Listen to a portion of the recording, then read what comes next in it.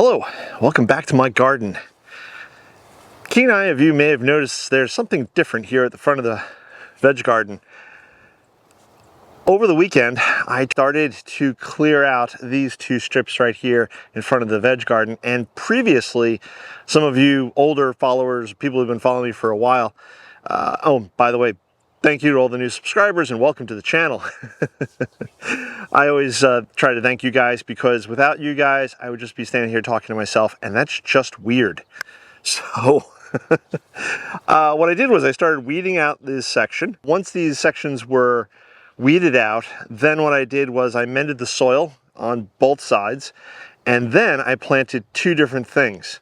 First, I planted Black-Eyed Susan vine. Never grown Black-Eyed Susan vine before, but my theory is, or my hope is that they grow. I can train them up the fence here and along the top. This is my theory. I don't know how it's going to work out. Never grown it before. If you've grown Black-Eyed Susan vine before, please leave a comment below and let me know your experiences, thoughts, or feelings about it. The other thing I did was I planted up 10, I forget the variation of boxwood, but 10 of these boxwoods. I got these bare root from Arbor Day Foundation, not sponsored. I would love a full gallon size plant, but they're very expensive typically, so if I can buy bare root, I will. It'll take the plants a little longer to get where they need to be, which is, I'd like them to be about the height of the fence here, eventually, and form a nice hedge right here in front. Now, the Mexican sunflower that I previously grew here, I'm going to grow out in front of the flower garden later this year. So if you haven't subscribed, please subscribe, click that bell icon to be notified when I do post up a new video, and maybe these flies will stop attacking me. Anyways,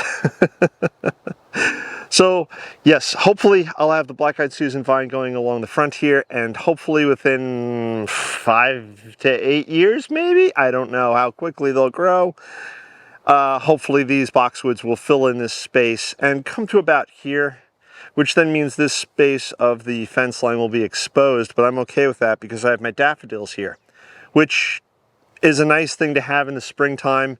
My two clumps of daffodils on either side of the gate to give me that spring color and all that good jazz. Hopefully, over the next few years, all these boxwoods survive and then they start thriving. And then this year, we'll have the Black-Eyed Susan vine to look at, hopefully within a month or so. I don't know how fast it grows, and I don't know how fast it flowers or how vigorous it flowers, but I'm gonna find out. I also planted some other stuff over the weekend while I was dodging raindrops because it was doing an on-again, off-again rain, which it might do today. In fact, clouds behind you guys are looking a little ominous.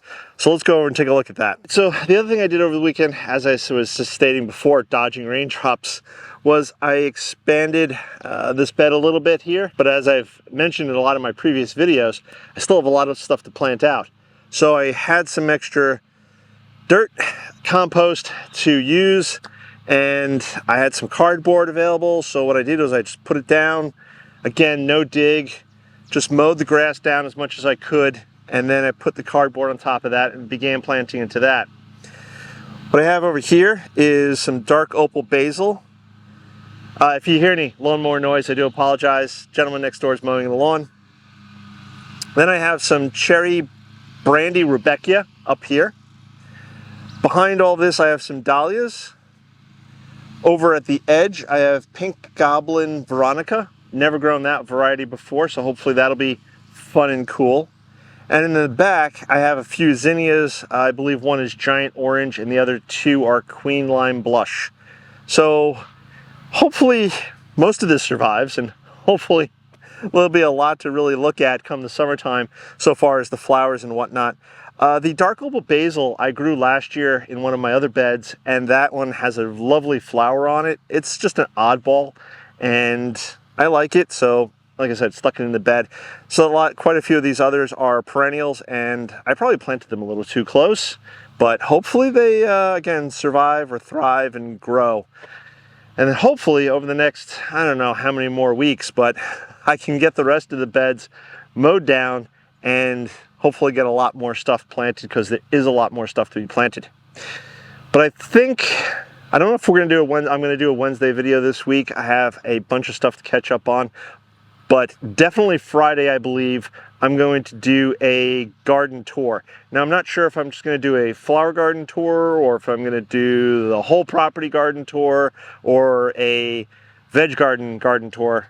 But you guys let me know below. What do you want? Do you just want me to break it into smaller segments and keep the videos, let's say, under 30 minutes?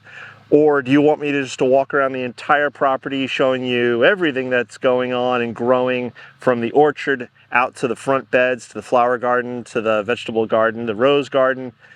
Guys, let me know in the comments below. What do you want? Full big tour or some smaller tours of what's growing here in the springtime? That's going to wrap it up for today. If you don't follow me on Instagram, good. Follow me on Instagram. If you haven't checked out any of my links, check out those links below. And if you haven't subscribed, please subscribe. Click that bell icon to be notified when I do post a new video. That's going to wrap it up for today. I'm going to catch you in the next one. Bye-bye.